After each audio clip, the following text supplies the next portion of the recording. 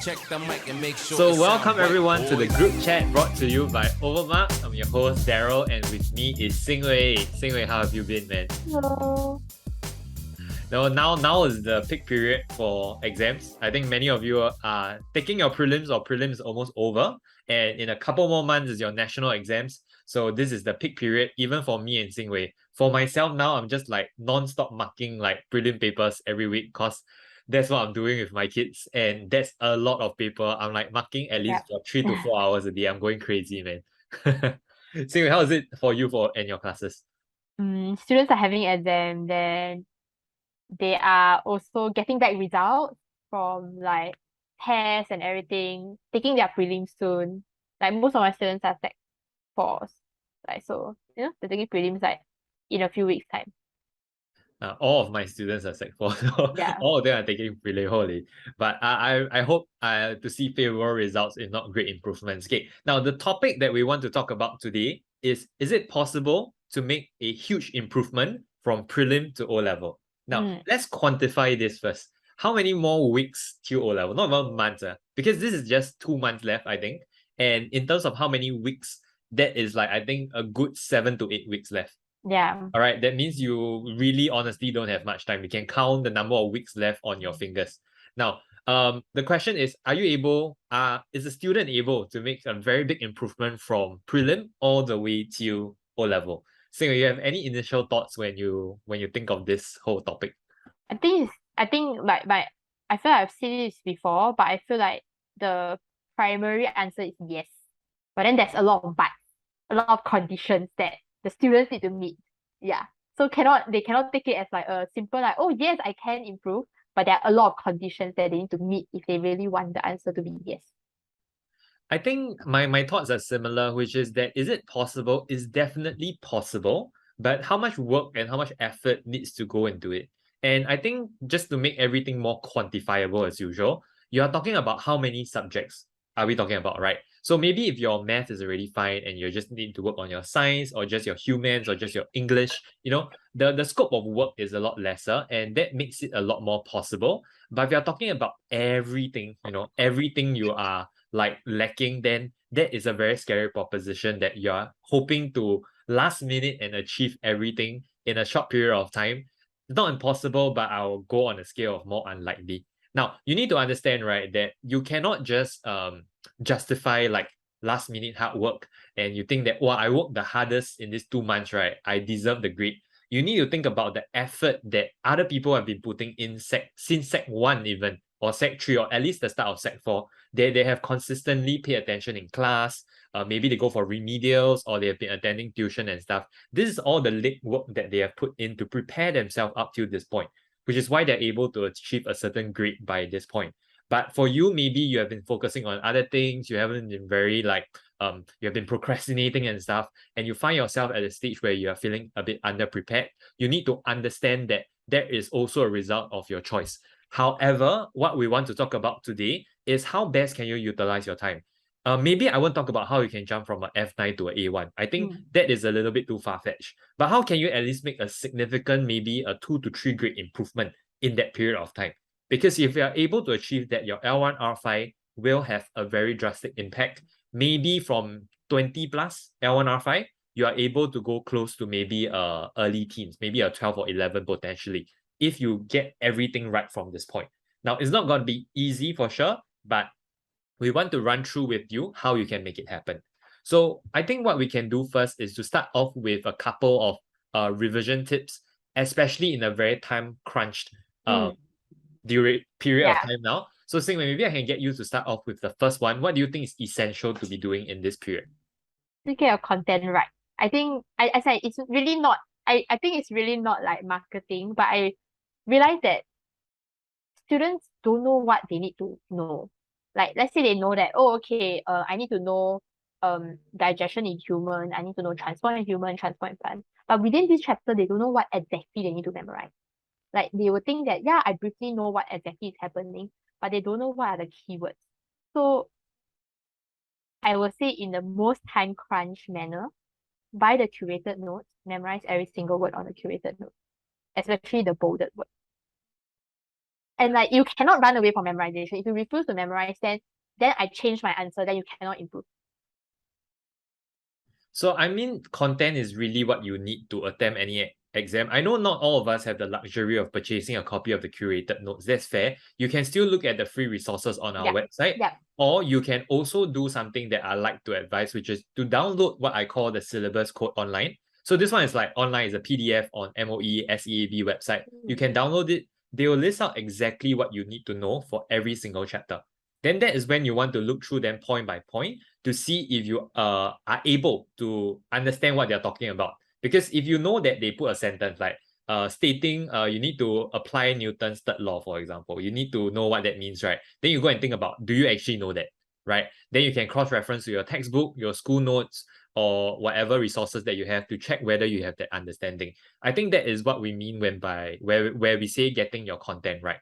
So for those of you who do have the curated notes because you bought a copy or you attended the crash course, those parts when I mentioned keywords, right, and content, those are all the parts that have already been bolded for you. So those are the kind of content that you need, because without those content, there's no way you can answer the questions. It's like in physics, right? If you don't even know the formula, how are you going to solve the question, right? No matter how much you study, you still cannot solve it because you have to get the content part right. And I think especially for bio, a lot more for chem as well. For physics, maybe a bit less because you can still use the formulas. But like I said, always, if you're just at the stage of just content, I'm sorry, that at most hits you a B3 or a B4 at most, because without truly internalizing and understanding the concepts, it's very difficult for you to score for the harder questions. Which brings me to the second study tip: emphasize on quick practices. Now, the difference between practice and quick practice is really the time aspect, because right now you are crunched for time. You have 8 weeks left, right? There's really not much time for you to be thinking about, oh, can I get like the detailed practice in? So what I mean by speed practice is that you actually look through the whole booklet, your TYS or your prelim paper. You want to really just do, and then, quickly look through the answers to see if you're getting it right. Those that you get correct, just push it aside. Don't care about it already. You're fine for those. Focus on those that you're getting wrongly. Do your corrections. And then, of course, maybe 1 or 2 weeks before your actual exam itself, you want to take up all of these quick practices that you have done to look through everything again. Especially for structured questions, keywords are really important.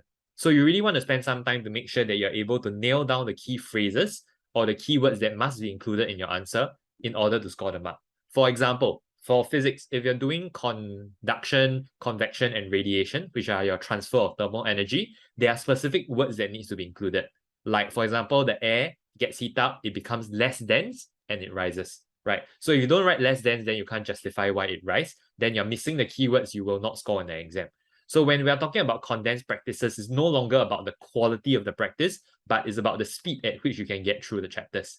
And in terms of prioritizing what's important, always focus on your weaker topics first.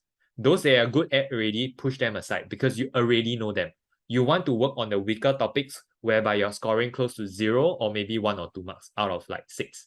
Because being able to score a few more marks just for those topics would really make a big difference. Now, before I throw it back to Xin Wei, I'd like to share one more theory that I think will apply to many of us, which is that we tend to like the topics or the subjects that we are better at, right? Because if I'm naturally better at math, I like to do more math because I can do it. Plus, I do well in it and then I feel good, right? That's like a dopamine hit. It's like, oh, I'm good at math. But that is not, I mean, that's a positive cycle, I guess. But it doesn't help to address the negative cycle of you feeling that you're weak at a certain topic or weak at a certain subject and you don't feel like doing it. And it gets worse because you're not addressing it. So if you only have 8 weeks left, you want to put your focus on your most strategic subject where you can make the most drastic improvement. Getting your best subject from a A2 to a A1 is only a 1 grade improvement. But getting your weaker subject from a C6 to a B3 is a 3 grade improvement. So you want to see everything in context and strategize and focus on your weaker subjects and topics that you can make the most drastic improvement by getting your content right and by getting your speed revision in place. I think these two are the priorities that I have at the top of my head. Xin Wei, anything else stands out to you that you think is really important? I think students also need to, like, I think nowadays students are very resourceful because internet is a thing. And like sometimes, I think a lot of times like students also reach out to us like because of internet, because they find our free notes online. So that's why they could use those resources, right? So let's say you really like, oh, I really don't understand this topic. Then try to Google it or YouTube it. Like sometimes the YouTube videos are really, really helpful because it's like not just pictures, but moving pictures. So like sometimes watching a video actually makes you realize that, oh, how everything is linked together.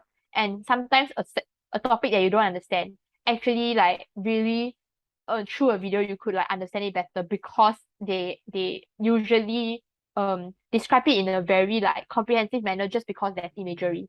Yeah. So I think like um refer to like other resources for studying um to make it clear like maybe sometimes like you just want to immediately know this instead of like waiting like 3 days later for your next bio lesson or like next chem lesson, right? I feel like uh the being resourceful and use resources, I think like this kind of proactive attitude and learning will definitely get students like further as well. Yeah, I'll go on to my last point in terms of how you can really make a drastic improvement. And I believe that lies in the TYS.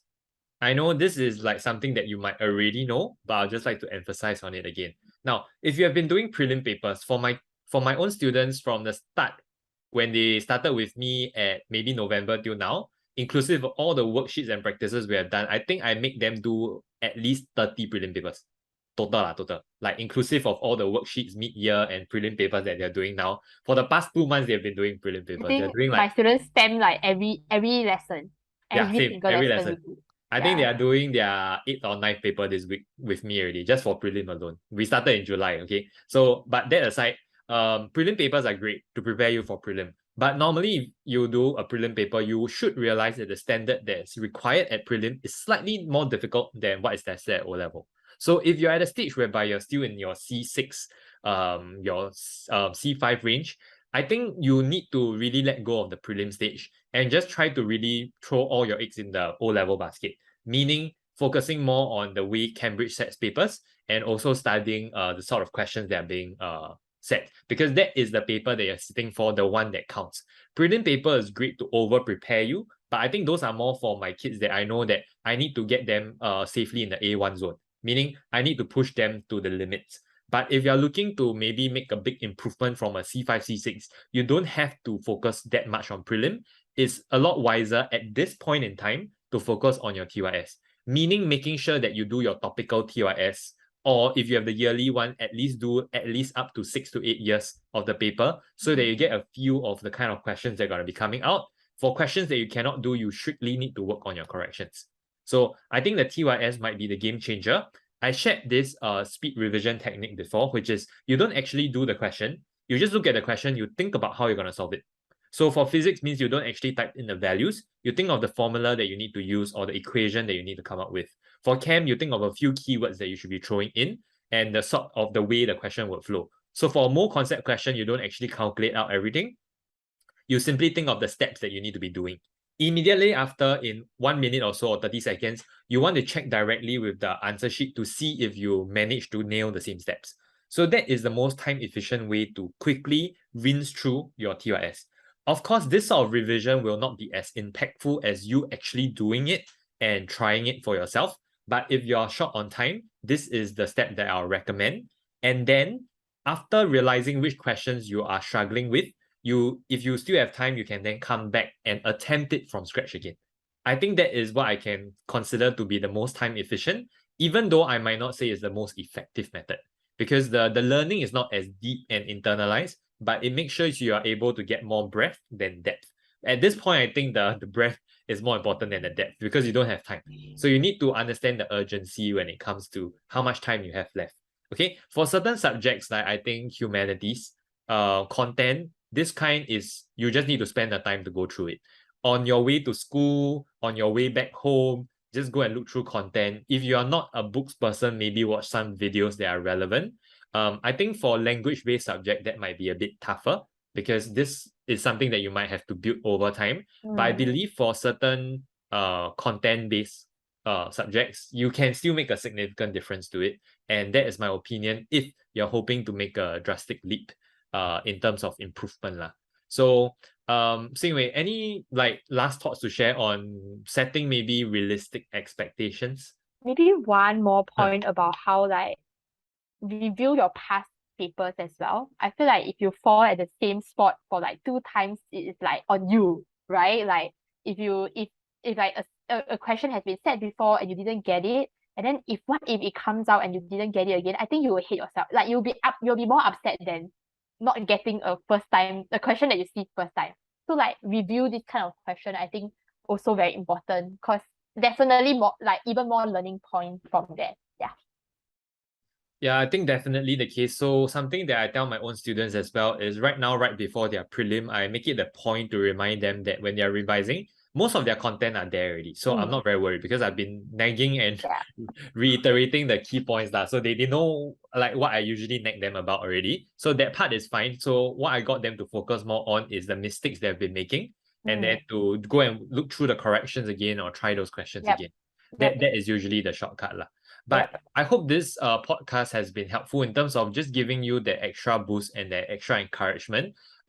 We don't want to be a wet blanket because it's not like you can't do it. You can, and you must have the desire and the discipline to pull through with your plan. But it's also about setting realistic goals with yourself because typically, if you are in a panic mode, like right now, and it's like so close to your exam, the most common thing to do is to think of shortcuts or to push yourself overly hard until the point whereby you burn out and it backfires on you instead.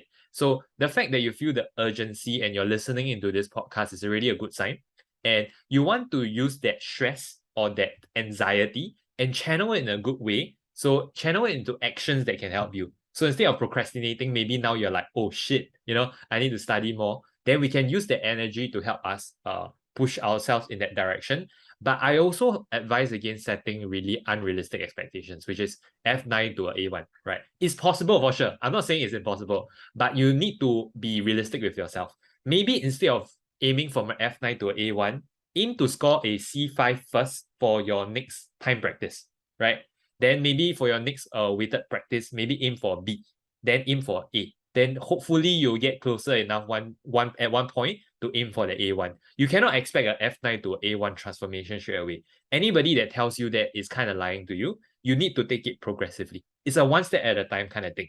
Even though now you have to take the steps more rapidly, but you still have some time, right? This is not absolutely way too late. Absolutely way too late is probably the week before. That kind is like, I'm like, okay, like good luck. Like I really can't help you already. But now you have 8 weeks, and in 8 weeks you can make a significant difference. But of course, if you've been putting in the work from the start, it'll be a lot easier. But don't be too discouraged because you still have time. I always say you will never regret giving your best. So you might be late to the race, but run as hard as you can for the last stretch.